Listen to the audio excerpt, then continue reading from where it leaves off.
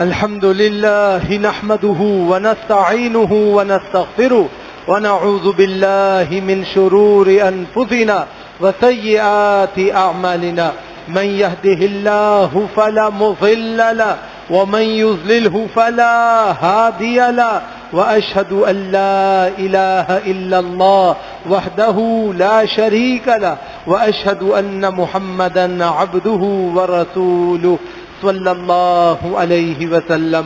اللهم صل على محمد وعلى آل محمد كما صليت على إبراهيم وعلى آل إبراهيم إنك حميد مجيد.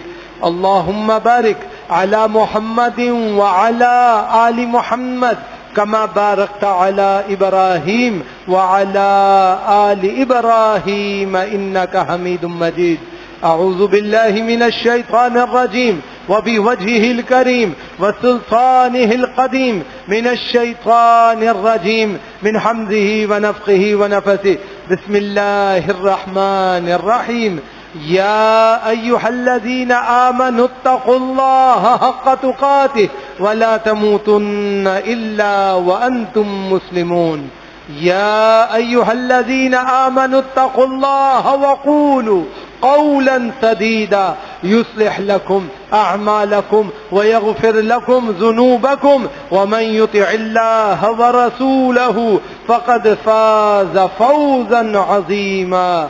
يا أيها الناس اتقوا ربكم الذي خلقكم من نفس واحدة وخلق منها زوجها وبث منهما رجالا كثيرا ونساء واتقوا الله الذي تساءلون به والأرحام إن الله كان عليكم رقيبا.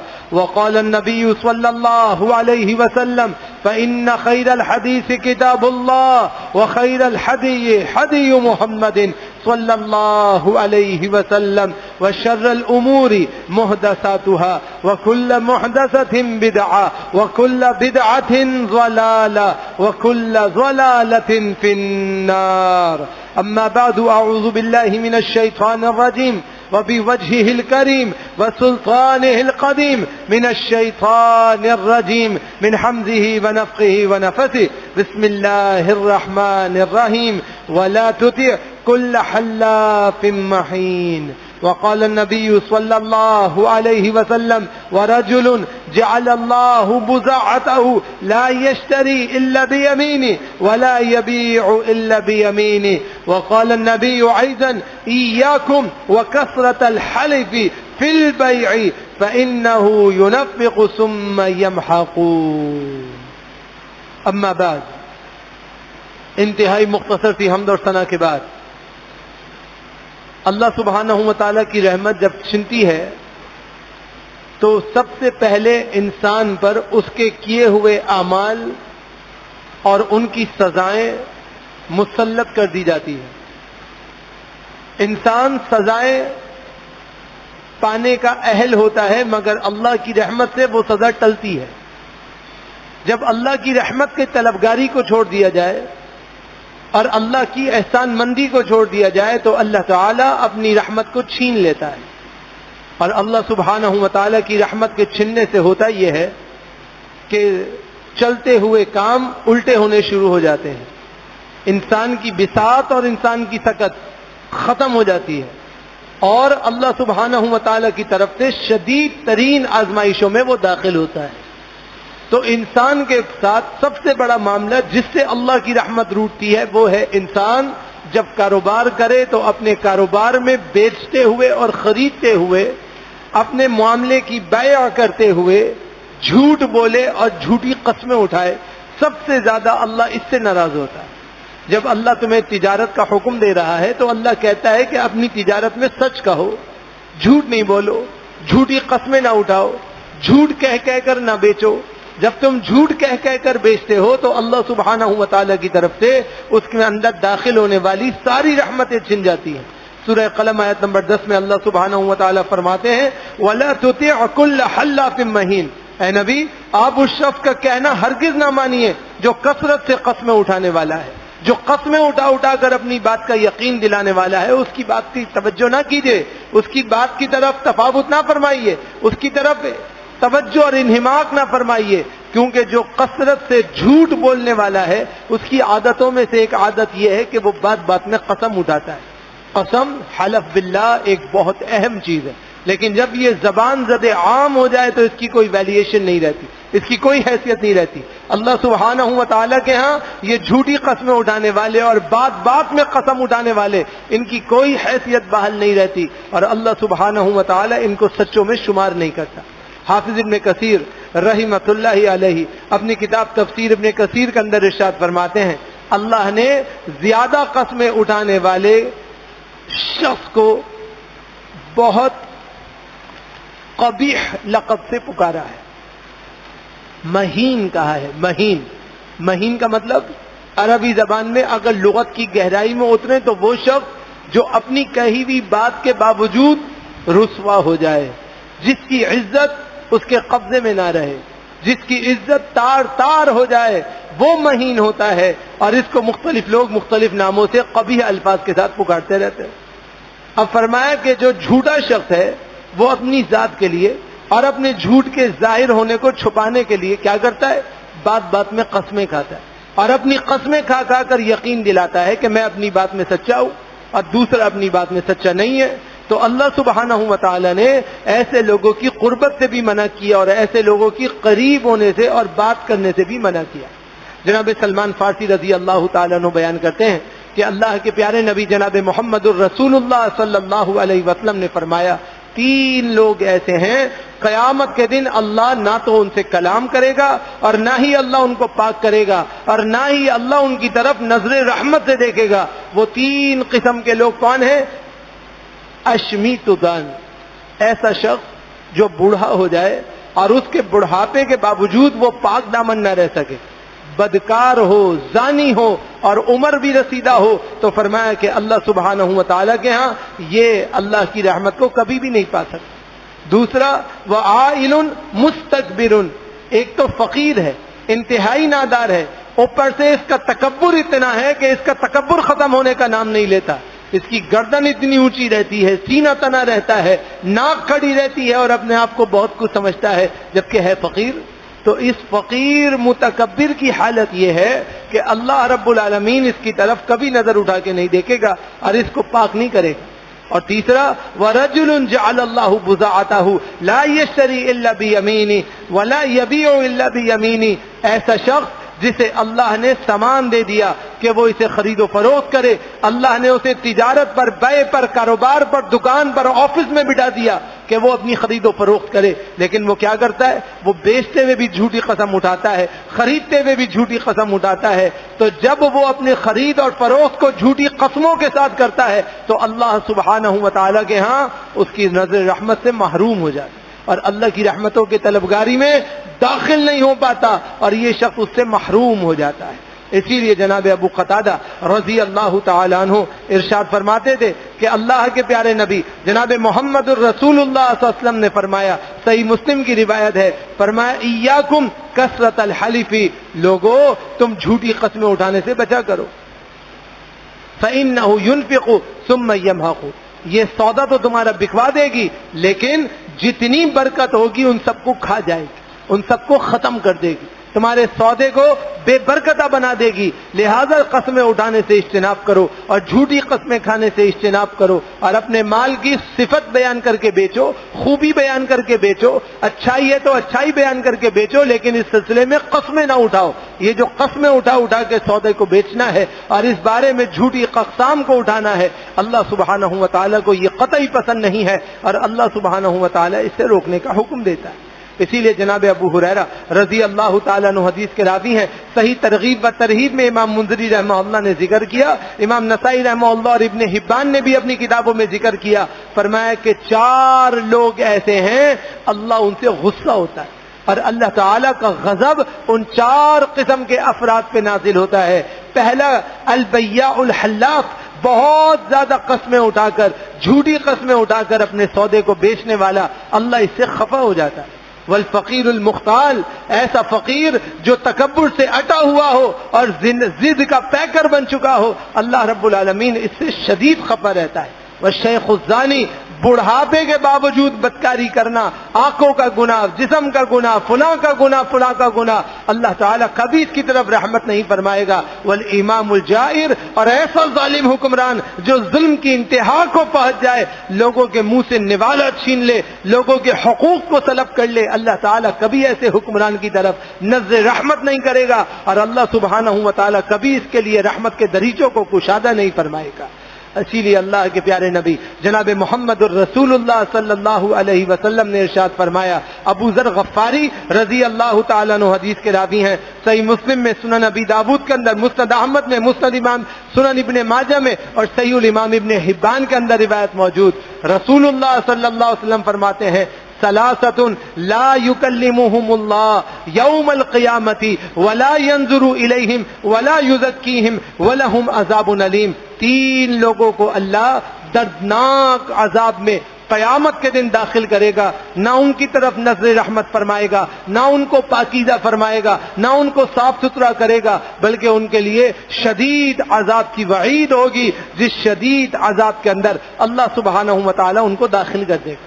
کون لوگ ہوں گے؟ نمبر ایک، المسبل، اپنے پجامے کو، نیچے پہنے ہوئے کپڑے کو مردوں کا ٹخنوں سے نیچے لٹکانے والا، اللہ تعالیٰ اس سے شدید خفا ہو۔ ٹراؤزرز پہنتے، پینٹیں پہنتے، شلوار پہنتے، کوئی بھی چیز پہنتے ہیں، آپ کے ٹخنے کھلے ہونے چاہیے، شریعت کا حکم یہ ہے۔ یہ جو ٹخنے ڈھانک کے رکھنا ہے، فرمایا کہ اللہ سبحانہ و تعالی ایسے لوگوں کی طرف کبھی اپنی نظر رحمت نہیں فرمائے۔ والمنان، نیکی کرنے والے اور نیکی کو جتلانے والے، ایک نیکی کری اور نیکی کرنے کے بعد پوری دنیا میں گا دیا کہ میں نے یہ نیکی کری اور میں یہ اور یہ اور یہ نیکی کرنے والا ہوں، اللہ رب العالمین کبھی ان کو پاک نہیں کرے گا، اور اللہ رب العالمین کبھی ان کے لیے اپنی نظر رحمت کو نازل نہیں فرمائے گا۔ والمنفق سلعته بحلف الكاذب، جھوٹی قسمیں اٹھا کر اپنے سودے کو بیچنا اور بات بات میں قسم اٹھانا کہ اللہ کی قسم ہے، قسم ہے، قسم ہے، قسم ہے، یہ یوں اور وہ اور ایسا اور ویسا ہے، فرمایا کہ اللہ سبحانہ و تعالی کبھی اس کی طرف نظر رحمت نہیں فرمائے گا، اور اللہ سبحانہ و تعالی کبھی اس کے لیے خیر کے دریچوں کو نہیں فرمائے گا۔ ولا تمنن تستكثر، اللہ رب العالمین سورہ مدثر میں ارشاد فرماتا ہے، نبی آپ کسی پر احسان کر کے زیادہ لینے کی خواہش نہ کریں کہ اگر میں کسی پر احسان کروں گا تو مجھے بدلہ ملے گا۔ نیکی کرنے کے بعد اجر کے متلاشی اللہ سے رہیں، نیکی کرنے کے بعد، خیر خواہی کرنے کے بعد، اچھائی کرنے کے بعد، صالحیت کرنے کے بعد اجر کے طالب اللہ سبحانہ و تعالی سے رہیے۔ اللہ سبحانہ و تعالی یہ چاہتا ہے، اور اللہ سبحانہ و تعالی اس کی طرف رغبت دلا رہا ہے۔ اسی لیے سورہ بقرہ آیت نمبر 264 کے اندر اللہ سبحانہ و تعالی فرما رہا ہے، یا ایھا الذین آمنوا لا تبطلوا صدقاتکم بالمن والاذی، اے ایمان والو تم اپنے صدقات کو باطل نہ کیا کرو، احسان جتلانے کے ساتھ، تکلیفیں دینے کے ساتھ، تم لوگوں کو تنگ نہ کیا کرو، کالذی ينفق مالہ، اس شخص کی طرح جو اپنے مال کو خرچ کرتا ہے رعاء الناس، لوگوں کے دکھلاوے کے لیے، لوگوں کو دکھانے کے لیے، لوگوں کے دکھلاوے کے لیے، لوگوں کی خوشنودگیوں کے لیے، لوگوں کی تعریفوں کو حاصل کرنے کے لیے، بس یہ اپنے معاملات کو دکھا دیتا ہے۔ ولا یؤمن باللہ والیوم الآخر، نہ دین میں اس کا ذرہ برابر ایمان ہے، نہ آخرت میں یہ یقین کرنے والا ہے، اللہ سبحانہ و تعالی نے اس سے اپنی رحمت کو کھینچ لیا۔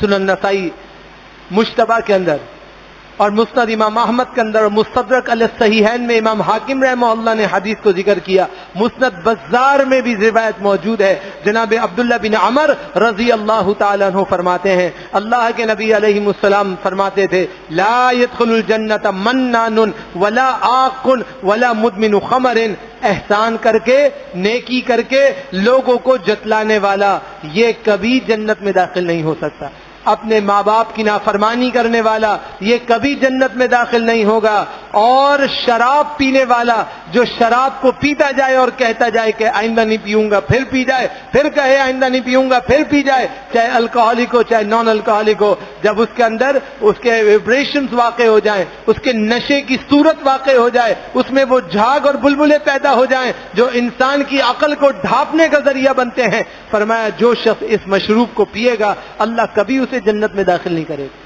جب اللہ ہی ناراض ہے، ماں باپ کی صبح شام بے عزتی کی جا رہی ہے، مختلف قسم کے مشروبات کا نام بدل بدل کے پیا جا رہا ہے، اور صبح سے شام تک احسان کر کے جتلایا جا رہا ہے، تو پھر اللہ ناراض نہیں ہوگا تو کیا ہوگا؟ اور اللہ ناراض ہوگا تو وہ معاملہ ہوگا جو آج ہمارے اور آپ کے سب کے ساتھ ہو چلا کہ اللہ تعالیٰ نے ہر چیز کو بساط سے لپیٹنا شروع کر دیا، کھینچنا شروع کر دیا۔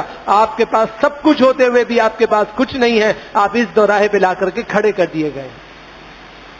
یہ صرف حکمرانوں کا چکر نہیں، یہ سب ہم سب کا چکر ہے۔ جب ہم خود سدھرنے کے لیے تیار نہیں ہوں گے، اللہ ان لوگوں کو ہمارے سروں پہ مسلط کر دے گا جو ہم سے کھیلیں گے، اور آپ کے سامنے آپ کی اکانومی، آپ کی کرنسی، آپ کی سارے کے سارے معاملات سب ڈیویلیشن کا شکار ہو گئے، اور دیکھتے ہی دیکھتے جو آپ کے پاس نوٹ ہیں، جو کاغذ ہیں، یہ ایک ردی کے سوا کوئی حیثیت نہیں رکھ رہے۔ اتنی تیزی سے ہمارے ہاں انفلوئنس ریٹ بڑھتا جا رہا ہے، ہم پھر بھی نہیں سدھر رہے، تب بھی باز نہیں آ رہے۔ اللہ کے پیارے نبی جناب محمد الرسول اللہ صلی اللہ علیہ وسلم نے ارشاد فرمایا کہ انسان کو چاہیے کہ انسان خیال کرے۔ کس چیز کا خیال کرے؟ ابن ابی عاصم میں اور مستد بزار میں حسن درجے کے ساتھ، مستد امام احمد میں صحیح سند کے ساتھ، ترغیب و ترہیب میں صحیح سند کے ساتھ موجود ہے۔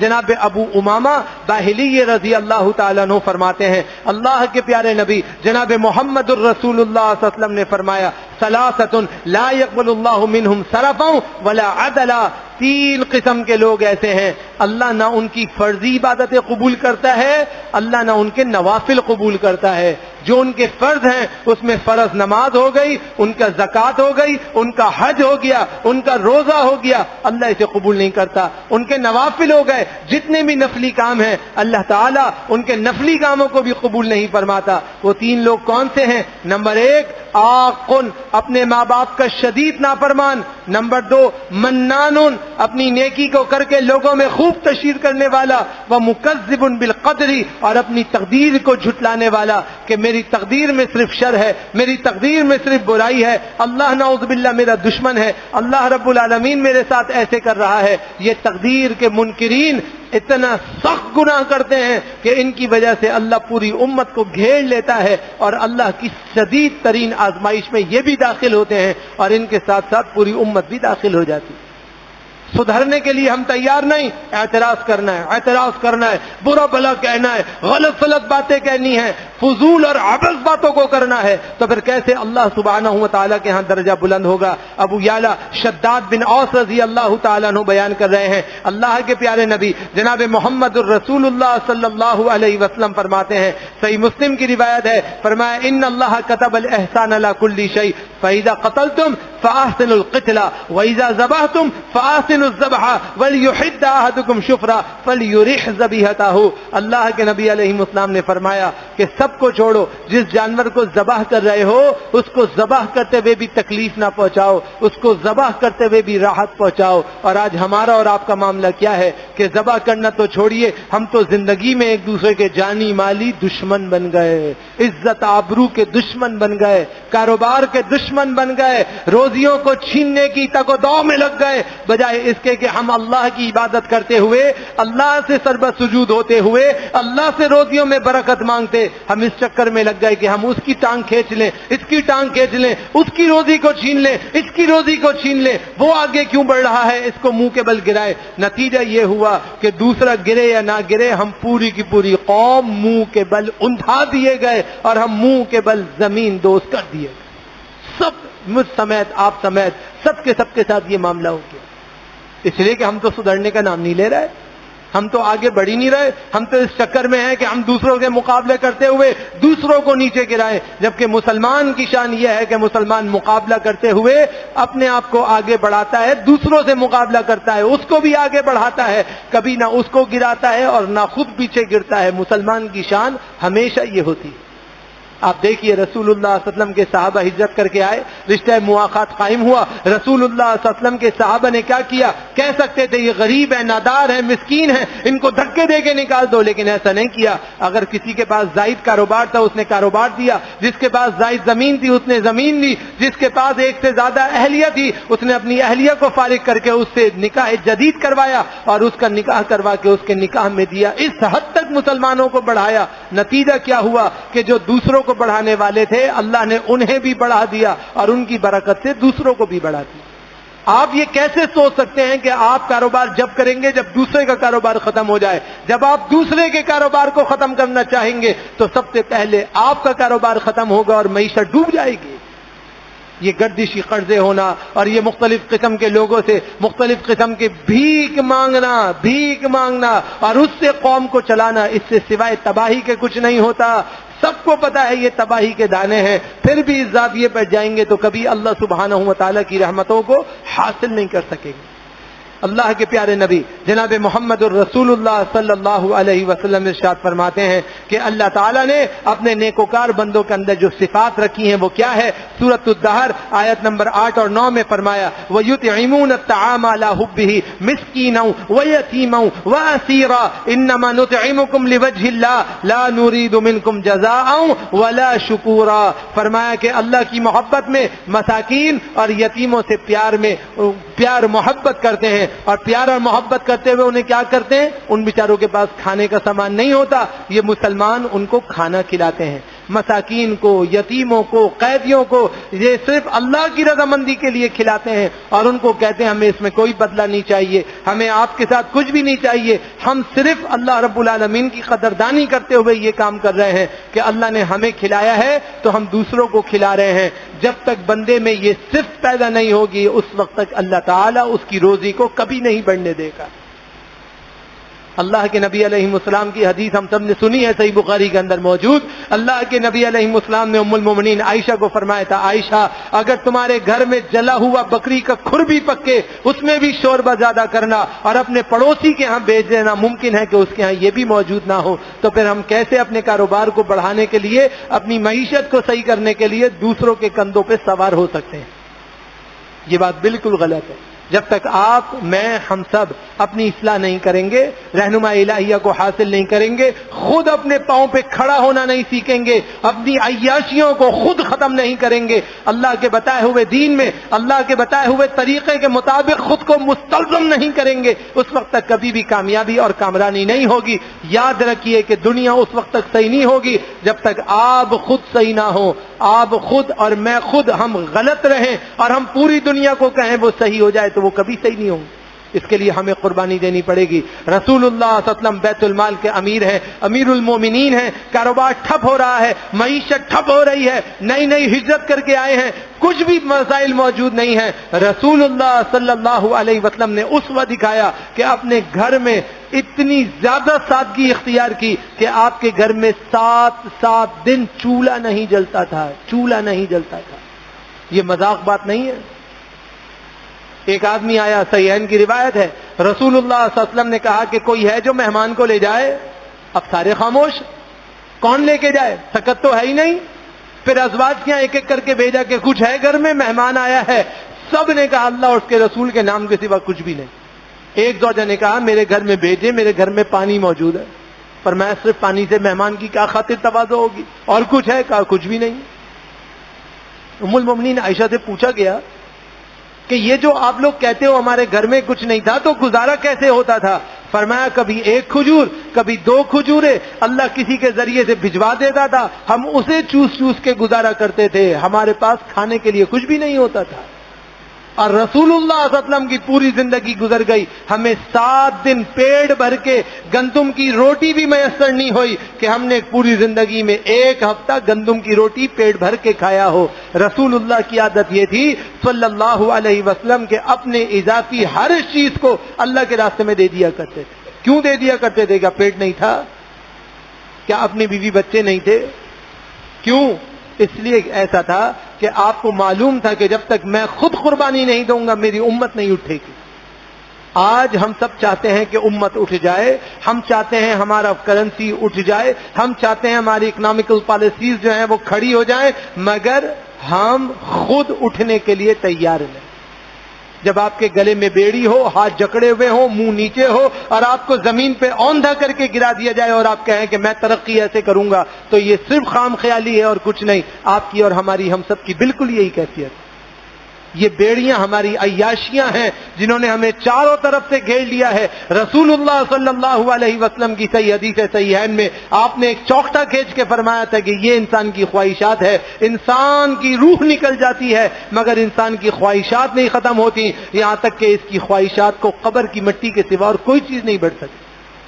اگر سونے کی ایک بڑی وادی مل جائے، سنن ترمذی کی روایت ہے، انسان کہے گا ایک وادی اور مل جائے، یہ صبر نہیں کرے گا، یہ بالکل نہیں ٹھہرے گا، یہ اور کا خواہاں رہے گا۔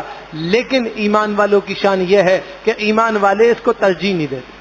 وہ مہمان آیا، رسول اللہ صلی اللہ علیہ وسلم کے اصحاب نے بتایا کچھ بھی نہیں، امہات المومنین نے فرمایا کچھ بھی نہیں، اہل بیت النبی نے کہا کچھ بھی نہیں، کچھ بھی گھر میں نہیں ہے۔ ایک صحابی اٹھے اور کہا کہ میں اس کو اپنے گھر لے کے جاؤں گا، اپنے گھر لے گئے۔ حدیث مختصر یوں ہے، آپ نے بات جا بجا کسی سے سن بھی رکھی ہوگی کہ رسول اللہ صلی اللہ علیہ وسلم نے اس کو جب ساتھی کے ساتھ روانہ کر دیا تو وہ صحابی گھر میں جاتا ہے، کہتا ہے کہ بی بی کیا ہے؟ انہوں نے کہا تھوڑی سی ایک تھیلی میں جو کے دانے ہیں اور تھوڑا سا گوشت ہے، اس کے سوا کچھ بھی موجود نہیں ہے۔ اس نے کہا مہمان آیا ہے، اس لہذا مہمان کی خاطر تواضع کرنی ہے، ہم آج بھوکے سو جائیں گے، بچوں کو بھی بھوکے سلا دو اور کسی طریقے سے چراغ کو صحیح کرنے کے بہانے گل کر دو، لیکن مہمان کی خاطر تواضع کرنی ہے، اس کو کھانا کھلانا ہے، اللہ کے لیے خود کی قربانی دینی ہے۔ تو پھر یہ عمل رات کو کیا گیا اور صبح رسول اللہ صلی اللہ علیہ وسلم پر اللہ نے وحی اتار کے خوشخبری دی کہ یہ وہ صحابہ ہیں، اللہ ان سے راضی اس لیے ہو چکا ہے کہ ان کو جتنی بھی اپنی ضرورت ہو، یہ اپنی ضرورت پر اللہ کے دین کو ترجیح دیتے ہیں، اس لیے اللہ ان سے راضی ہو چکا ہے۔ آج ہم سب لڑ رہے ہیں، بجلی مہنگی ہو گئی، گیس مہنگی ہو گئی، کاروبار ختم ہو گیا، برکت اڑ گئی۔ کیا آپ نے اور میں نے سدھرنے کے لیے خود کوشش کی؟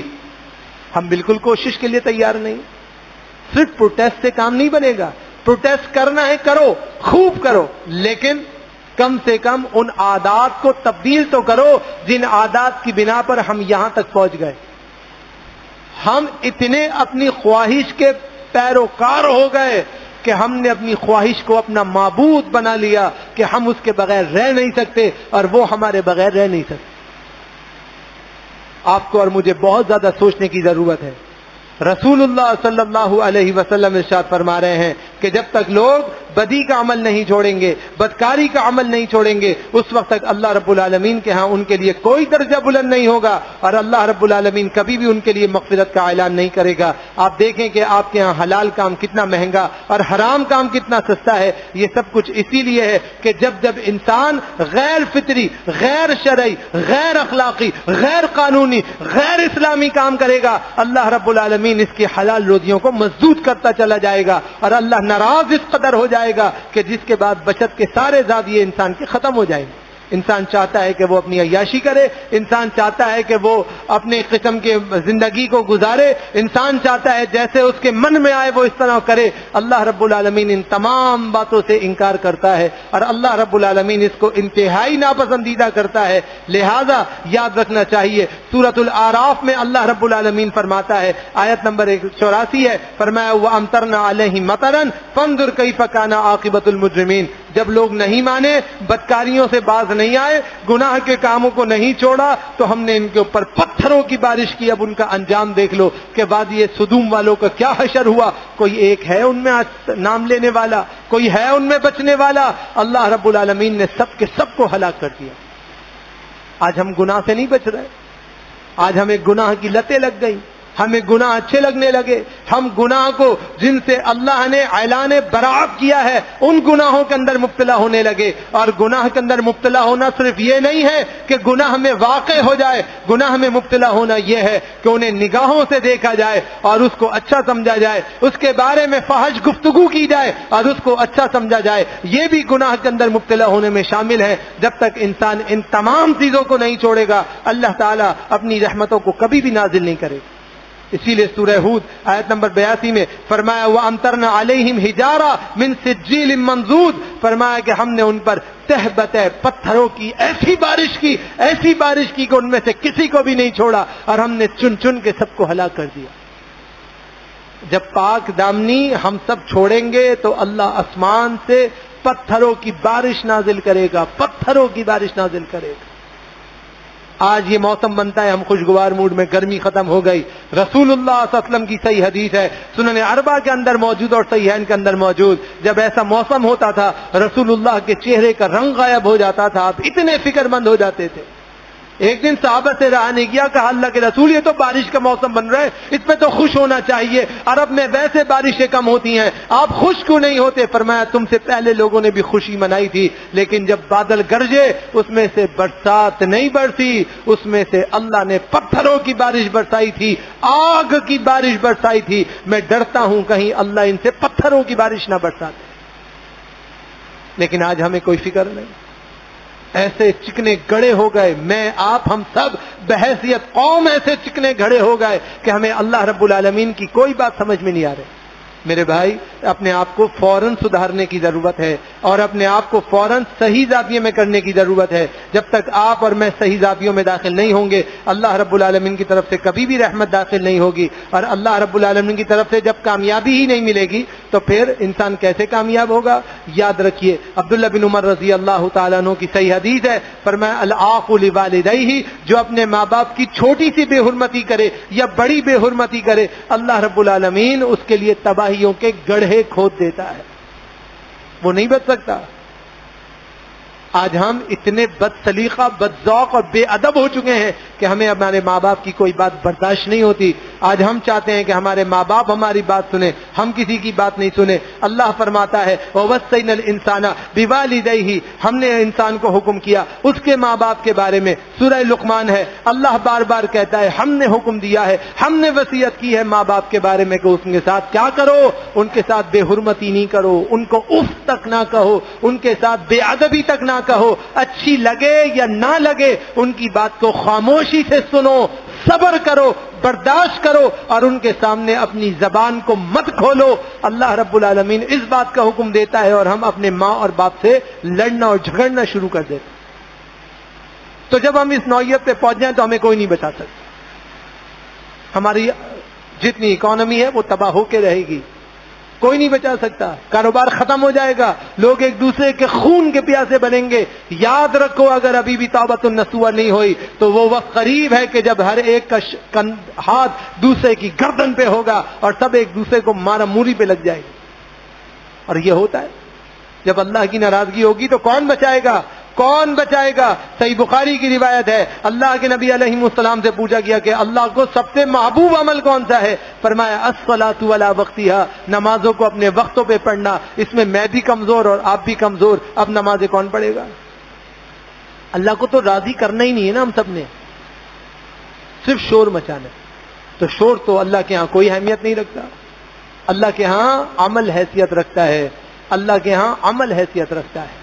اللہ چاہتا تو لکھا ہوا پورا قرآن اتار سکتا تھا، جیسے تورات اور زبور کو لکھے ہوئے حصوں میں اتارا تھا، مگر اللہ نے اپنے نبی پر قرآن کو لکھا ہوا اس لیے نہیں اتارا کہ آہستہ آہستہ رفتہ برفتہ عمل کرتے جاؤ گے، اللہ تم پہ اتارتا جائے گا، عمل کرواتے جاؤ گے، اللہ قرآن اتارتا جائے گا، اور پھر اللہ رب العالمین نے عمل عمل عمل عمل اتنے عمل پہ زور دیا کہ پہلی وحی میں بھی حکم دیا اقرا، لکھنے کا عمل کر کے دکھاؤ، پڑھنے کا عمل کر کے دکھاؤ۔ جب تک پڑھنے کا عمل نہیں کرو گے اس وقت تک وہی بھی آگے نہیں بڑھے گی، اور ہم پڑھنے سے ہی دور ہو گئے۔ قرآن کریم جب تک آزمائش نہ آئے کیا ہم پڑھتے ہیں؟ اپنے آپ سے خود پوچھ لیجیے، قرآن کریم کو دل لگا کر کبھی پڑھا؟ جب ایک دفعہ قرآن کریم مکمل کیا بچپنے میں یا جب بھی پڑھا اس کے بعد کیا قرآن کریم کو کئی دفعہ مکمل کرنے کی سعادت حاصل کری سوائے آزمائش کے؟ آزمائش آ جائے، اللہ رسی کھینچے، دوڑتے مسجدوں کی طرف، دوڑتے تلاوتوں کی طرف، دوڑتے اذکار کی طرف، صبح دوپہر شام اللہ اللہ اللہ اللہ ہو رہا ہے۔ اللہ کہتا ہے میرے بندے نے توبہ کی، چلو اس کو رحمت دیتا ہوں، تھوڑی سی ڈھیل دیتا ہوں، حالانکہ اللہ جانتا ہے، پھر بھی ڈھیل دیتا ہے، تو نتیجہ کیا ہوتا ہے؟ نتیجہ یہ ہوتا ہے کہ ہم اللہ کو پھر بلا دیتے ہیں۔ تو ہمارے ینگسٹرز ہیں، ہماری یوتھ ہے، ہمارے نوجوان ہیں، ہمارے بچے ہیں، ہمارے ضعیف العمر حضرات ہیں، کیا یہ اس لیے قرآن کریم ہے کہ برکت کے لیے رکھ دو؟ کسی سے کہو قرآن کریم کو کرو، وہ کہتا ہے کتنے خرید کے دے دوں؟ 2000 دے دوں؟ 5000 خرید کے دے دوں؟ قرآن خرید کے رکھنا برکت نہیں ہے، قرآن کریم کو پڑھنا باعث برکت ہے۔ آپ جتنے بھی خرید کے رکھو گے وہ تو کاغذ ہے، قرآن تو وہ ہے جس کو پڑھا جاتا ہے۔ اسی لیے اللہ نے تورات کو قرآن نہیں کہا، زبور کو قرآن نہیں کہا، انجیل کو قرآن نہیں کہا، اپنے خلیل کے صحیفہ ابراہیم کو قرآن نہیں کہا، اپنے نبی پر اترنے والی کتاب کو قرآن اس لیے کہا کہ یہ کاغذ کا ملفوظہ نہیں ہے، یہ پڑھنے والا ہے۔ قرآن وہ چیز جس کو بار بار پڑھا جائے اسے قرآن کہتے ہیں۔ یہ پڑھنے کے لیے ہے، ہم اس کو نہیں پڑھ رہے۔ نماز پڑھنے کے لیے ہے، ہم اس کو نہیں پڑھ رہے۔ ثم ایون، اللہ کے نبی پھر اس کے بعد دوسرا عمل کون سا فرمایا؟ بر الوالدین، ماں باپ کے ساتھ اچھائی کرنا، ہم نہیں کر رہے۔ ثم ایون، پھر کون سا؟ قال، فرمایا الجہاد فی سبیل اللہ، اللہ کے راستے میں جہاد کرنا، یہ بھی ہم سے نہیں ہو رہا۔ جب ہم سے کچھ ہو نہیں رہا تو پھر ہم کیسے ترقی کریں گے؟ یا تو آپ طے کر لیں کہ آپ نے ترقی نہیں کرنی ہے تو مشکلات بڑھتی جائیں گی، یا پھر آپ طے کر لیں کہ ہم مقابلے کے لیے کھڑے ہو جائیں گے۔ مقابلہ اللہ سے نہیں ہے، مقابلہ اپنی سستیوں سے ہے، اپنی کوتاہیوں سے ہے، اپنی بدعملیوں سے ہے، اللہ کے نافرمانوں سے ہے۔ آپ کھڑے ہو جائیں اللہ کی نافرمانوں سے مقابلے کے لیے کہ ہم انشاءاللہ اللہ کی شریعت پہ عمل کریں گے، اللہ کے دین کو بالکل نہیں چھوڑیں گے اور ہم اپنی اصلاح کریں گے۔ آپ اس نیت سے کھڑے ہو، توبۃ النصوح کریں، پھر دیکھیں اللہ تعالیٰ آپ کو آج کے دن رزلٹ دے گا، یہ اللہ کا وعدہ ہے۔ تم اخلاص کے ساتھ اللہ کے لیے کھڑے ہو جاؤ، اللہ رب العالمین تمہیں آج کے آج بدلہ دے گا۔ یہ اللہ کا وعدہ ہے اور اللہ کبھی اپنے وعدوں کے خلاف نہیں کرتا۔ لوگ اپنے وعدوں کو توڑ دیتے ہیں، اللہ کبھی اپنے وعدے کو نہیں توڑتا۔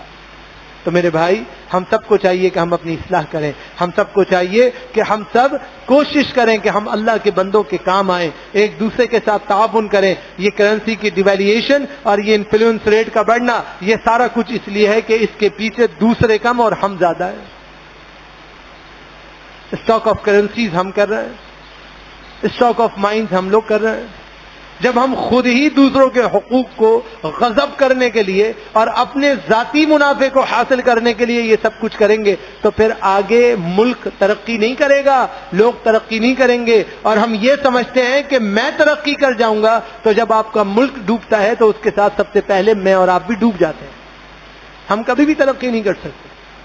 لہذا اپنے آپ کو اللہ کے لیے، اللہ کے بتائے ہوئے طریقے کے مطابق لے کے چلے، جتنا ہو سکے اپنے بھائیوں کے ساتھ تعاون کریں، ان کی معاونت کریں، گناہ کو چھوڑیں، گناہ کے معاملات سے باہر نکلیں، غیر اسلامی شعار کو چھوڑیں، اللہ کے بتائے ہوئے دین کے مطابق اپنے کاروبار کو کرنے کی جد و جہد کریں اور اللہ سے دعائے خیر کریں، تو اللہ رب العالمین بہترین ثمرہ اور بہترین درجہ عطا کر دے گا اور انشاءاللہ کامیابی اور کامرانی ہو جائے گی۔ اللہ سے دعا کرتا ہوں رب ذوالجلال مجھے آپ کو ہم سب کو کما کہوں مکمل شریعہ پہ مضبوط عمل کرنے کی توفیق نصیب فرمائے۔ اقول قولی ھذا استغفر اللہ لی ولکم ولسائر المسلمین۔